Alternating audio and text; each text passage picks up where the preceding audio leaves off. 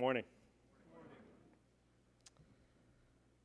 Seeking prized taut tape, you lunge toward the line, then learn it reads start. On this date 30 years ago, in May of 1986, I was 3 weeks away from my own high school graduation, 2 weeks away from my last New England championships as a high school single sculler, and just over 2 weeks from learning I'd be admitted off the wait list to my first choice college. I was a lucky kid in many ways. Lucky to have a family that would have loved and supported me wherever I ended up going to school. Lucky to have great friends, lucky to have talented and dedicated teachers, and fortunate to have found rowing, which had taught me about hard work and what it really took to master something. It had given me a foundation of confidence in myself. I thought I had worked hard, and I approached graduation from Newton North High School with an unshakable feeling that I was prepared for what was coming next. For a great college experience, a once-in-a-lifetime opportunity as a young athlete at Harvard. I mean, this was it, what I'd worked for, and what I thought, and I hate to say this now, what I thought I kind of deserved. I have to smile a little bit when I think back on that moment now, especially surrounded by a chapel full of kids who are at or approaching that moment in your own lives. I have to smile because I hadn't really imagined thinking past that moment. All right, so I was going to college and pursuing my sport at the highest level I could. Did this mean I was a complete human being? By just showing up in Cambridge in the fall, would I somehow shift to autopilot? Did it mean I could just put my feet up and wait for people to start writing me checks? Was I done? This is the trap of a college prep culture. And I want to gently warn you about that this morning. What I know now is that there were more landmarks ahead for which no college ID would suffice. In just a few months from that May Day, I'd have pretty major doubts about whether I was talented enough to hang with my peers, both in the classroom and at the boathouse. In 2 years, I'd miss a semester of rowing in order to get my academics together. In 3.5 years, I'd lose my grandfather suddenly in the middle of my senior year. The man who had raised me as his own son when my mother was incapacitated by schizophrenia while I was growing up would drop dead while running along the Charles River, about 2 miles from where I was practicing at the time. In May of my senior year, I was only a little over 5 years from trying to take care of my grandmother through the first stages of Alzheimer's, and 8 short years from selling the only house I'd ever known at age 25 in order to help her get full-time nursing care. I was only 7 years from a 6-month stint as a consultant before deciding once and for all that I was meant to teach and coach. I was 10 short years from meeting my wife, who's here in the back today, from dropping everything to make sure that I would never be far from her again.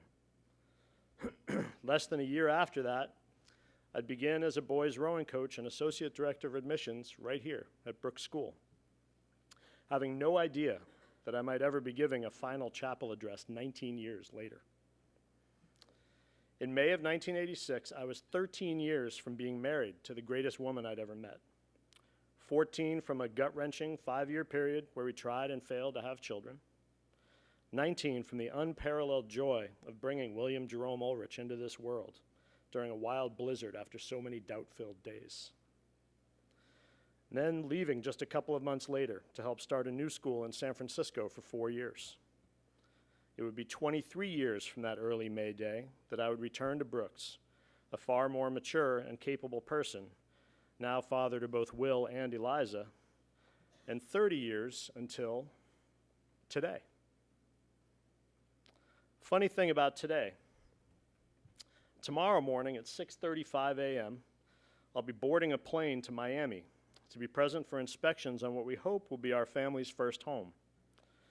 In July, I'm assuming leadership of a guidance and college office of a great Miami K-12 day school where both our kids will attend and where I'll be asked to help an anxious parent body and board of trustees learn to be confident in the work of an already great staff. It's an awesome school for our kids. It's a huge opportunity for our family to stretch and grow in a diverse and vibrant city with none of the safety net or built-in community that Brooks has offered my family. Honestly, it's an intimidating move, and one which I know will be awesome for us. And none of it will have much to do with the worries that occupied my mind in May of 1986. Of the 30 years that have spanned these two moments, 15 have been here at Brooks, half my life since high school, and nearly a third of my entire life. It's amazing to say it out loud. So now, like a senior, I find myself eager and ready for the move and for the next challenge, but also acutely aware of how hard it is to say goodbye to a place that's meant so much to me, to my wife, and to my kids.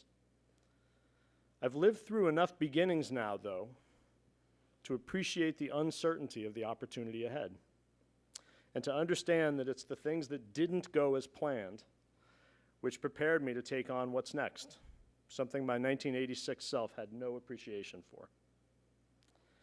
As college counselors, Mrs. Jackson, Mrs. Moody, Mr. Campbell, and I have a truly unique window into students' lives. We see well-loved and talented 17-year-olds trying to piece together the mixed messages of beginning adulthood in a college prep high school. Victoria te salutamus, says our shield. We greet thee, we about to live. Yet somehow we're supposed to have packaged ourselves as complete products for colleges and universities, complete human beings at 18, while all our instincts are telling us this makes no sense. Aren't we just beginning to learn who we are? Seeking prized, taut tape, you lunge forward toward the line. Then learn it reads, start. So how would you change the way you live and approach your experience here at school every day if you discovered there were no ends, no finish lines, only new beginnings? What if a 16-year college counselor told you that you ought to substitute the phrase life prep every time you encountered the words college prep along your journey? Now, this is not at all meant to minimize the importance of these days you spend here, but rather to put them in proper perspective. The rhetoric of college prep paints the picture of an urgent sprint to construct a facade for admissions officers at age 18. Life prep acknowledges what should be an obvious reality, that God willing, you will have a lot of life left after 18, and that your efforts should be about the foundation of that life, not the facade. So 3 examples to consider. First, well-meaning, nervous people in your life will tell you that your academic work is your proving ground to gain admission to certain schools or universities.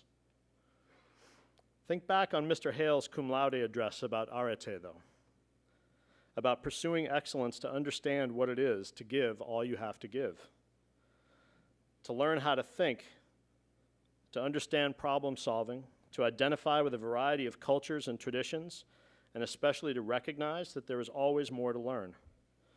In today's world, it isn't enough to have knowledge. We have to be hungry to share it, to consider new perspectives, to be rocked intellectually, just when we think we have it all figured out. Your studies are about becoming this kind of person, about enlightenment and intellectual hunger.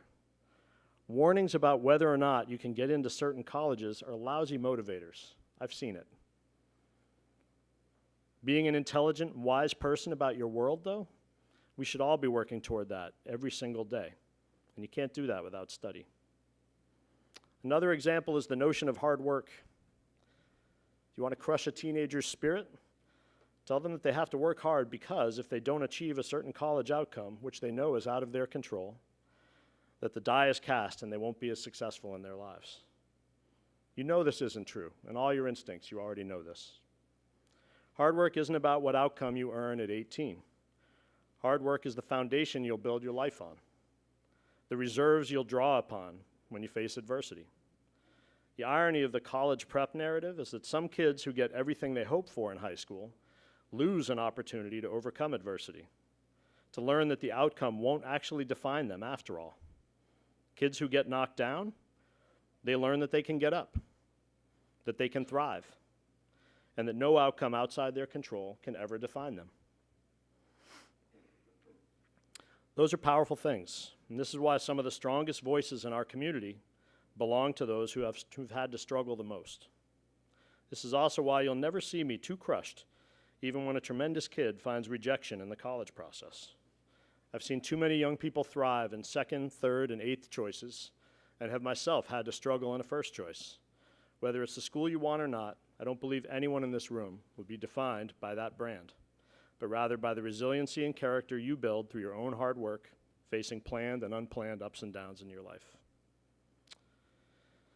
One other final but important example of where the college prep narrative is at odds with life prep is in the way we talk about extracurricular involvement.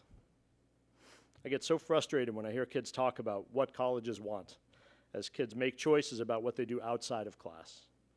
In life prep, every team you play on teaches you incredibly valuable lessons about collaboration, about playing different roles, about problem solving, about digging deep for a cause beyond yourself. In life prep, serving others is the way we learn about making ourselves and the world whole. It's the way we understand our place in the world and our obligation to one another, our own interconnectedness with one another. Without this interconnectedness, life is shallow and empty. Almost as shallow and empty is the notion that we should help build houses or clean neighborhoods because college admission officers will be impressed. So yes, all three of these things, intellectual pursuit, hard work, and engagement in service and extracurriculars, are vitally important. And yes, we are more complete and vibrant people when we stretch ourselves in all three, but it's not about admissions. It's about building that foundation for when you have loss, for when you get rocked, for when you triumph, for when you fail. It's about building an unshakable base that goes way beyond whether you'll be where you will be for the brief 4 years after Brooks. So as I get ready to leave Brooks, for real this time, I think, Mr. Packard, I'm a lot like a senior. I'm full of anticipation, full of nerves, I'm a little distracted, but I'm also full of appreciation. I've learned that going through the ups and downs of life while living in a community as caring and inspiring as this one is an incredible blessing. I've poured a lot of my foundation here. I draw on the incredible caring and wisdom of my dear friend Mr. Latham and hope one day to be half the true educator he is. I'm inspired by the intellectual tenacity and devotion of Mr. Carson and so many other teachers who pour themselves into their craft. I'm blessed to have gotten close to incredible educators who are even better people, like Mr. McLaughlin, Mr. Moltz, and Mr. Chauvin. I've gotten to watch John McVeigh coach and work with young people up close. I've watched Ms. Chaniel and Dr. Mavity Milena devote themselves, heart and soul, to helping young people see and hear one another. I'm blessed by the example of thoughtfulness and excellence and humanity that my friend and colleague Christine Jackson shows me every day. Blessed to be teammates with Kristen Moody, who illuminates every day what it is to be truly great without ego. And to have worked 4 years with Andy Campbell, who sets as high a standard for engaging young people as he does for resplendent kicks and Blackhawks gear. I've had the honor of being the college counselor for over 500 Brooks students, advisor to nearly 50 kids, coach of hundreds of kids, and I felt such privilege at being able to ride shotgun with you while you figure out who you're going to be. Honestly, I can't imagine a job that provides greater joy, more lessons, better guidance for being a parent and a community member. I'll bring it all with me, knowing it will make all the difference and that it all makes the foundation deeper. So for you, my hope is that you give yourself fully to all this place has to offer, that you find a way to do so without getting too tripped up on what any admission officer might want to see. Build a massive foundation, finding every bit of inspiration and every lesson you can. Be in the moment for what it is, not for what someone else thinks it ought to be. Do that, and with all your ups and downs, all your successes and failures, this place will be what it's been for me, a most meaningful educational experience in my life. Thank you, Brooks.